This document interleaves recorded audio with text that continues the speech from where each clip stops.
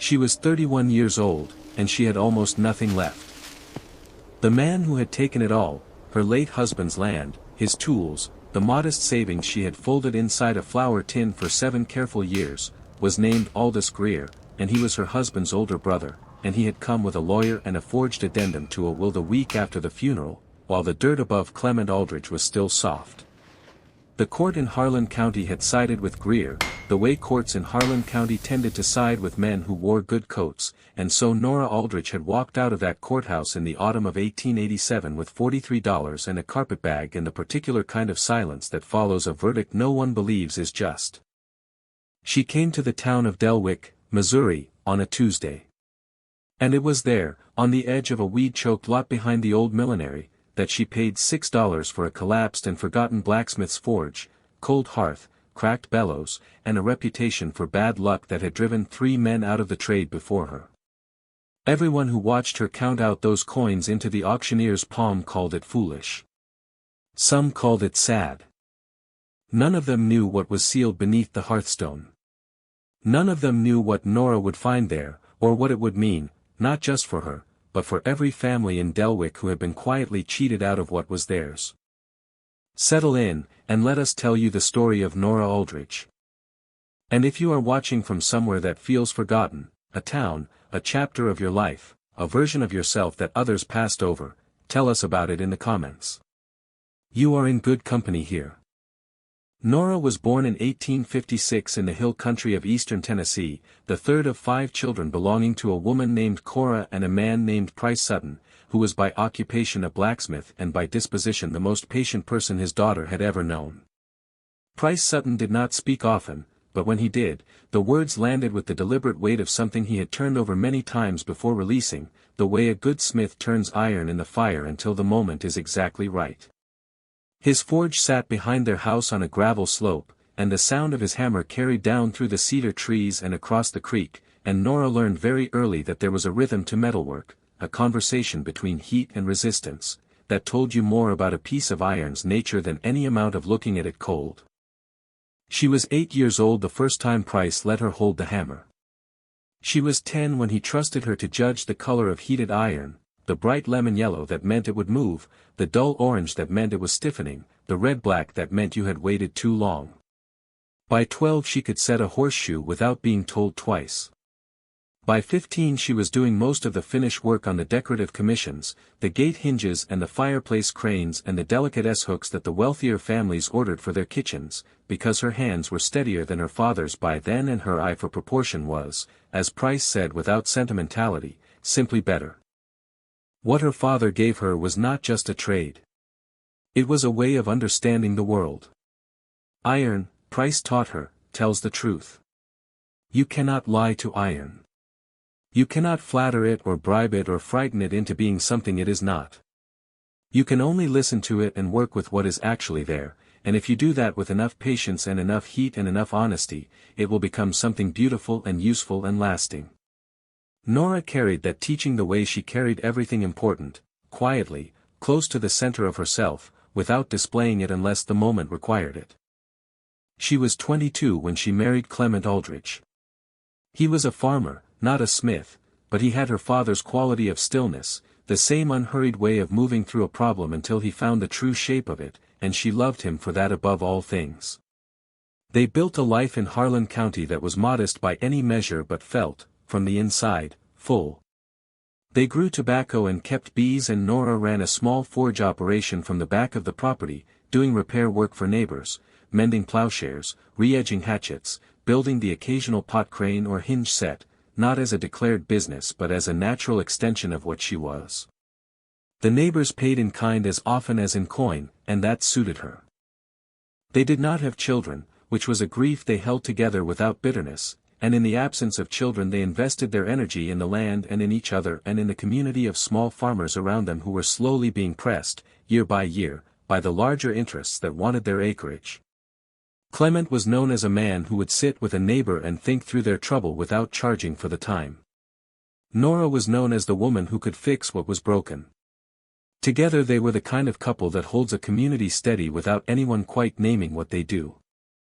Clement died in the spring of 1887, a fever that came fast and left fast, in the way the worst things often do, and before the summer was out, his brother Aldous had arrived with papers. Aldous Greer, he had taken his mother's surname in some old quarrel with their father, was a man who had spent his whole life measuring what others had and calculating how much of it he deserved. He had left Harlan County at 19 and gone to Louisville and then to Lexington and had come back with a lawyer named Pitt Dooley and a document he claimed was an updated codicil to Clement's will, one that predated Nora's marriage and superseded her claim to the property entirely. The document named Aldous as sole heir. The document bore what appeared to be Clement's signature. Nora knew Clement's signature. She had watched him sign his name 10,000 times across 15 years of their life together. The signature on the codicil was close, someone had studied it, she could see that, but it slanted 3 degrees too far to the right, and the loop on the capital C collapsed where Clement's always rose, and the period after the final letter was a light tap where Clement's was always a definitive press. She told all of this to the judge. She brought in 2 neighbors who had received signed receipts from Clement over the years. She presented the deed to the property, which bore his true signature for comparison. Judge Harmon Polk looked at everything she presented. He conferred briefly with Pitt Dooley. He ruled in Aldous Greer's favor. She learned later that Aldous had contributed substantially to Polk's recent re-election campaign. She learned this from the county registrar's secretary, a woman named Beulah Marsh, who told her in a whisper outside the courthouse while adjusting her hat against the wind. Beulah Marsh pressed Nora's hand and said, "Everyone who knows you knows what happened here." And Nora thanked her and walked to the livery where she had left her carpetbag and counted her money and began to think about what came next. What came next was Delwick, Missouri, because a woman she had known in girlhood, Patience Vance, now Patience Drucker, lived there and had once said, in a letter, that the town was small but good-hearted, and that the nearest blacksmith had retired and moved to St. Louis, and that someone with Nora's skills could make a living there if they had a place to work. Nora had $43 and a carpetbag. She rode the train to Delwick and arrived on a Tuesday in October and found Patience Drucker, who was generous and practical and who put her up in the spare room above the dry goods store that she and her husband ran on the corner of Millgate and Sycamore. It was Patience who heard about the auction 3 days later, the old Renner forge, derelict for 8 years, sitting on a lot the town council had finally gotten around to clearing, the equipment and property to be sold as one lot for whatever anyone would offer. "It's in terrible shape," Patience told her. "Magnus Renner let it go before he died, and the 2 men who tried to use it after didn't stay long. People say the place has bad luck." "What people call bad luck," Nora said, "is usually something they didn't understand." She went to see it the following morning. The Renner forge sat on a narrow lot behind what had once been the millinery and was now a storage shed for feed sacks. It was not large, a single-room stone structure with a roof that had partially collapsed on the south end, where a supporting timber had rotted through. The hearth was massive, however, built from river stone and clay mortar in the old style, and even in its disuse Nora could see that it had been built by someone who knew what they were doing. Magnus Renner, Patience told her, had come from Germany in the 1850s, and German blacksmiths built hearths to last. The bellows were cracked and useless. The anvil was still present, a good-sized London pattern, scarred from use but solid, and the floor around it was thick with years of compressed soot and old iron filings that had gone to rust. 2 broken tongs hung on a peg by the door. A leather apron, stiff as wood, hung on another. Someone had left a half-finished hook in the coals of the hearth, and it had sat there long enough to rust to the color of dried blood. Nora walked the perimeter of the hearth slowly. She ran her hand along the stone. She crouched and looked at the floor of the firebox, the flat stones set at its base, the way the structure met the ground. She stood up and looked at the roof damage and calculated what it would cost to repair it. She looked at the anvil. She looked at her hands. At the auction the next morning, a thin crowd, most of them curious rather than interested, the bidding opened at $5 and Nora raised it to $6 and no one else moved. The auctioneer, a red-faced man named Cooper, looked around the crowd as if hoping someone would rescue them all from whatever this woman was doing with her small supply of money. No one spoke. Cooper brought down his gavel. Patience Drucker helped her move what little she had into the forge that afternoon. They swept the floor and propped open the damaged roof section to let the October light in, and Patience brought a pot of beef soup from her own kitchen and they ate it sitting on upturned feed crates while the cold wind moved through the broken timbers above them. "You'll need the bellows replaced first," Patience said. "And the roof timber.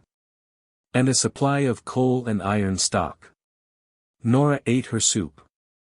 "I have $37 left." Patience was quiet for a moment. "Marcus and I can extend you some credit at the store." "I know you can. I'm going to try not to need it." She began cleaning the hearth the next morning, a job that took 2 full days, working with a short-handled brush and a tin pail, removing the accumulation of 8 years' worth of fallen soot and debris from the firebox. It was during the second day of this work, late in the afternoon when the light was going gold and slanted through the gaps in the roof, that her brush caught on something uneven in the floor of the firebox. She swept more carefully. Then she set the brush aside and used her fingers. The hearthstone, the large flat stone that formed the floor of the firebox itself, had been fitted with extreme care into the surrounding stones. But there was a line along its right edge that was not quite flush, a barely perceptible ridge, and when Nora pressed the stone at its left edge the right side lifted, very slightly, against her fingers. Not from weakness or settling, but with a slight resistance, the give of something sealed deliberately, something meant to lift if you knew where to press. She sat back on her heels in the cold forge and looked at the hearthstone for a long time. Then she went to her carpetbag and found the short iron pry bar she used for travel and returned and fitted it along the edge. The stone rose slowly, heavily, pivoting on some internal mechanism, a small iron pin set into the stone's underside, she would discover later, a clever hinge of Magnus Renner's own manufacture. Beneath the stone was a hollow, roughly the size of a bread box, lined with pieces of old leather to keep out moisture. Inside the hollow was a tin box. The tin box was locked. And beneath the tin box was a leather-wrapped bundle, flat and rectangular, that turned out to be a ledger, its cover stamped in faded gilt letters with 3 words, Delwick Land Trust. She did not try to break the tin box that night. She set it on the upturned feed crate that served as her table and she opened the ledger instead, carefully, because the leather was dried and the pages were brittle at their edges from the years of temperature changes inside the hearthstone's hollow. The ink was brown but legible. Magnus Renner had written in a precise, small hand that bore the careful formality of someone for whom English was a second language, every word chosen, every number set in perfect columns. The ledger was a record. It began in 1864, nearly 20 years before Nora found it, and it recorded, in extraordinary detail, a series of transactions conducted by a man identified only in the early pages as the trustee, and then later, as Magnus Renner apparently grew either braver or more bitter, by his full name, Harlan Goss, who had served as the first mayor of Delwick from its incorporation in 1861 through his death in 1879. The transactions recorded in the ledger described a pattern that Nora, sitting alone in her cold forge by the light of a single tallow candle, took 3 hours to fully understand. Delwick had been settled by a community of families, the ledger listed 41 of them, who had come together as a land cooperative in 1860, pooling resources to purchase and develop the town's original 40 acres of commercial and residential property.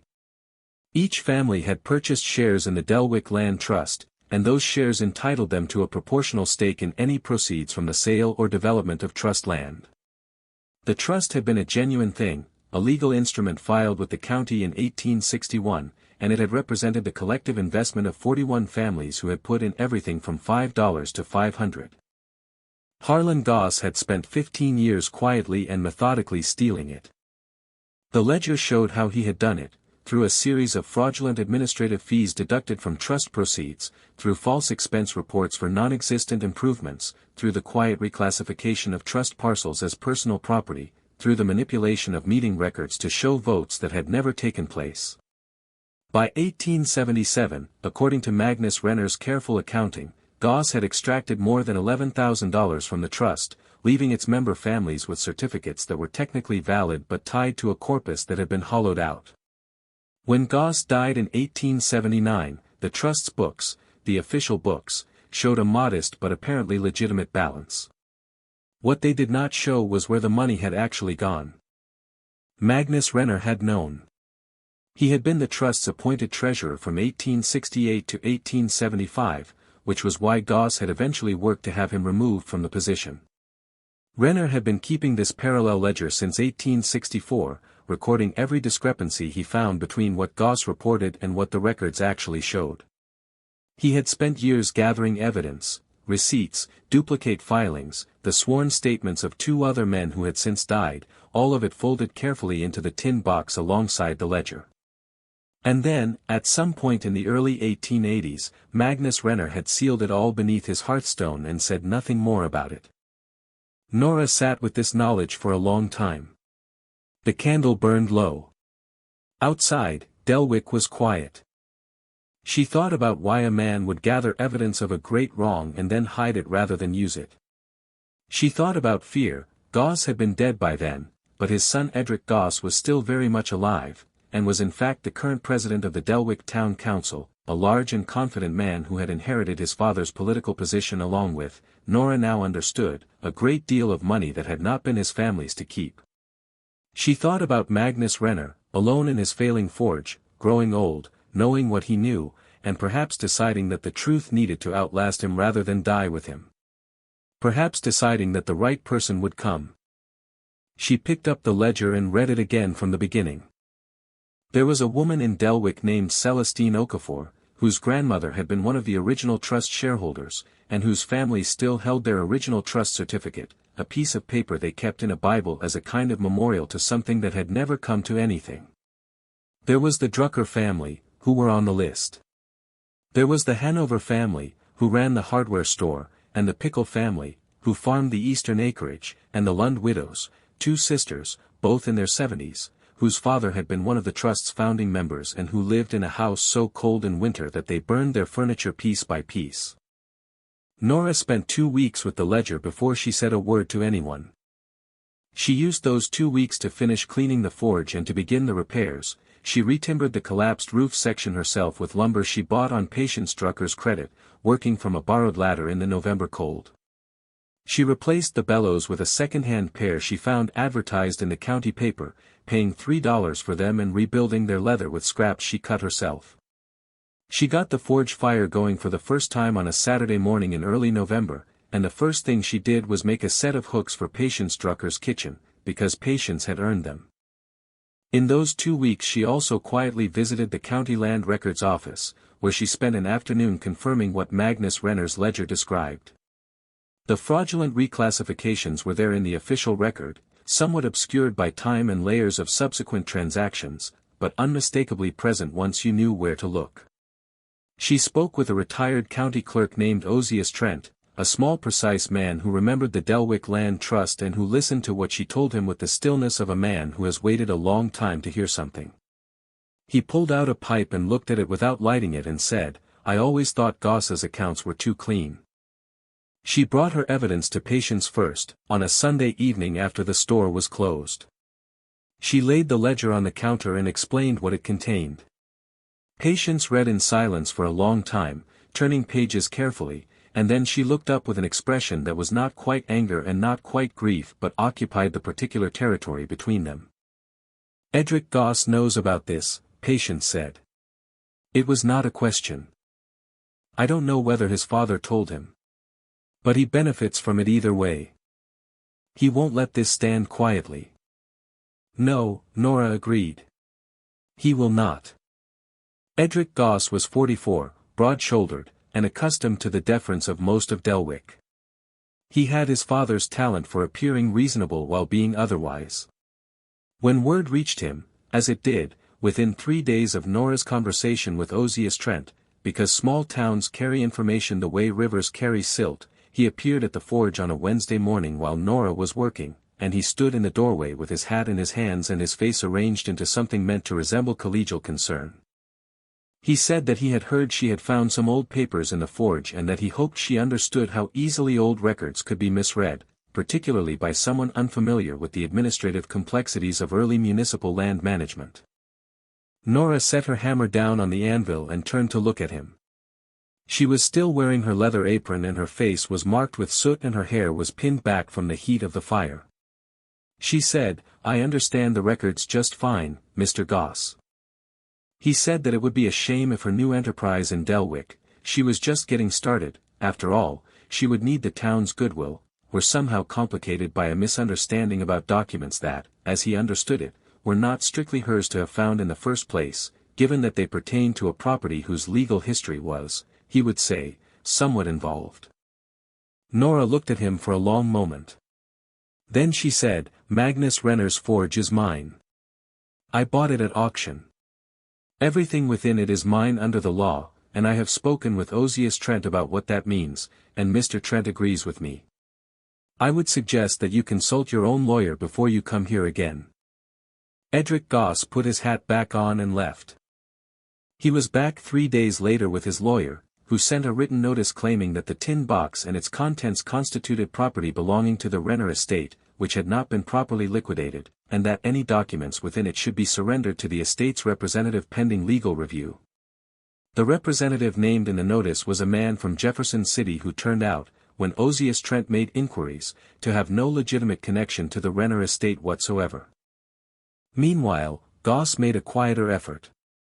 He visited 3 of the original trust families, the Pickles, the Hanovers, and an elderly man named Silas Drum whose name was in the ledger, and told each of them privately that the documents Nora had found were the work of a man who had been, he regretted to say, mentally unreliable in his later years, and that pursuing the matter would cost more in legal fees than any of them could hope to recover, and that he, Edric Goss, as a man who cared deeply about the community his father had helped to build, would be willing to make a small goodwill gesture to any family who preferred not to become involved in what could become a very unpleasant public dispute. The Pickles came to Nora the morning after Goss visited them. The county courthouse in Millhaven, the county seat, 12 miles from Delwick, had a clerk of court named Rosalind Faber, a woman of 50 with iron-gray hair and the methodical intensity of someone who had spent 30 years making sure the record was correct. Ozias Trent knew her. He brought Nora to see her on a cold Thursday in December, and Nora laid Magnus Renner's ledger and tin box, whose lock Ozias had opened with a hairpin, revealing the bundled receipts and duplicate filings within, on Rosalind Faber's desk, and Rosalind Faber spent 4 hours going through them without speaking, occasionally rising to pull a bound volume of land records from the shelf and compare a number, setting it back, pulling another.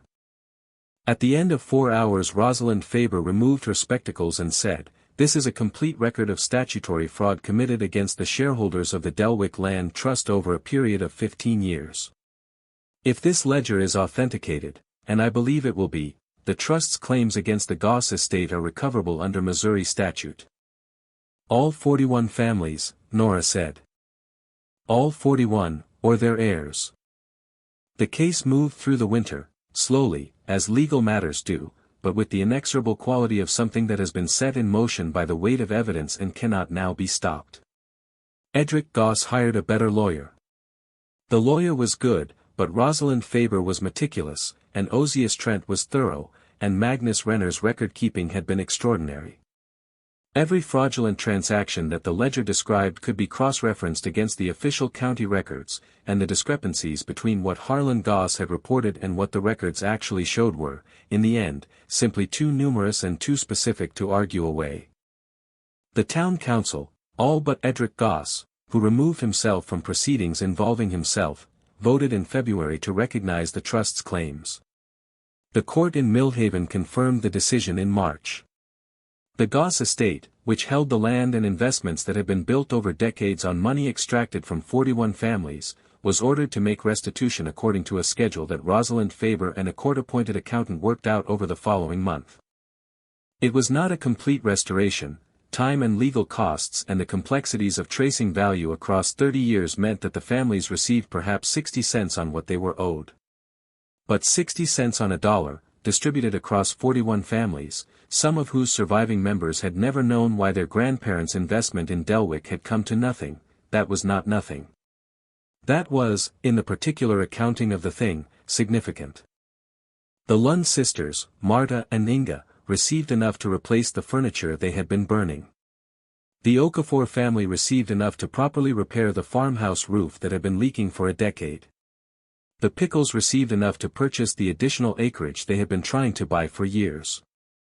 The Druckers, Patience and Marcus, received enough to expand the dry goods store in the way Patience had been drawing plans for on the backs of old receipts for as long as Nora had known her. Edric Goss stepped down from the town council in the spring. He sold the large house his father had built on the hill above Delwick's main street and moved to Kansas City, and as far as anyone in Delwick knew, he did not come back. Nora Aldridge's forge, meanwhile, had been running since November.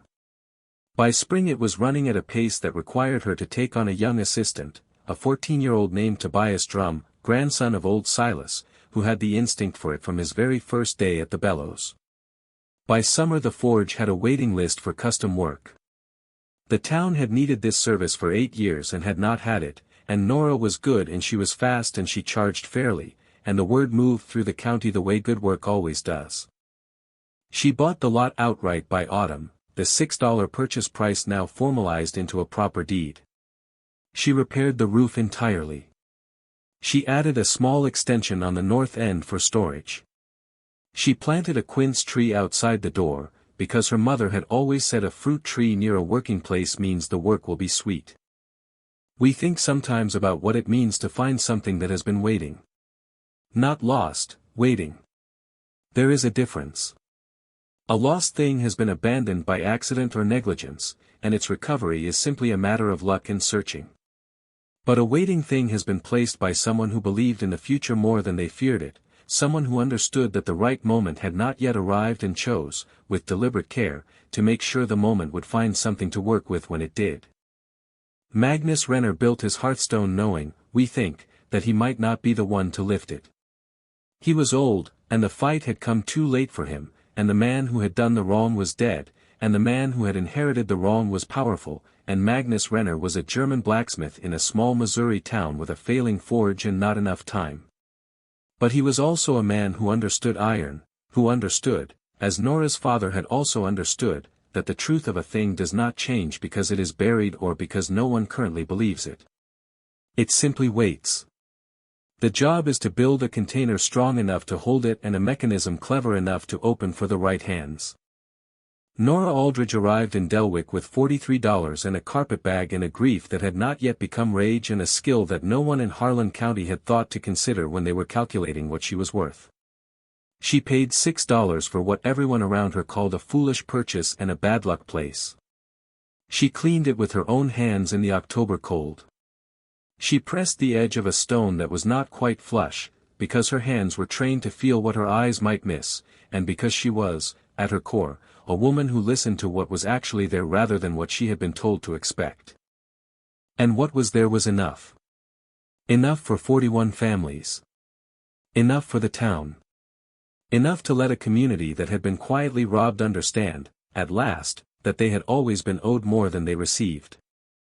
She never went back to Harlan County. There was nothing there now that required her return. Aldous Greer still held the land, and the court there still held its opinion, and Judge Harmon Polk still wore a good coat. But Nora was settled in Delwick, in a forge she owned and a town that knew her name, and the quince tree outside her door bloomed in the spring of 1889 for the first time, small white flowers against the late cold, and Tobias Drum came to work whistling every morning. And the hammer rang out across the lot behind the old millinery and carried through the town the way her father's hammer had once carried through the cedar trees and down across the creek. There is a kind of justice that does not come from courtrooms, though it sometimes uses them. It comes from patience and craft and the willingness to press the stone that is not quite flush, even when you are cold and alone and have $37 left to your name. It comes from the knowledge, held quietly, without bravado, that overlooked things are not worthless things. They are only things that have not yet found the person who knows how to read them.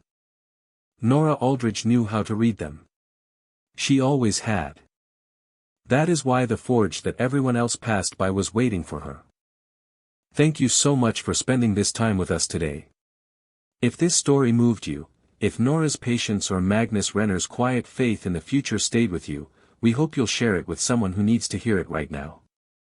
There is always someone in our lives who is standing in a cold, half-ruined place and wondering if they made a foolish choice, and sometimes the greatest gift we can give them is a story that says, keep pressing the stone. Before you go, we want to ask you one question, and we mean it sincerely. What is a time in your own life when you found real value in something that everyone else had written off? A place, an object, a path, a person, even a version of yourself? Tell us in the comments.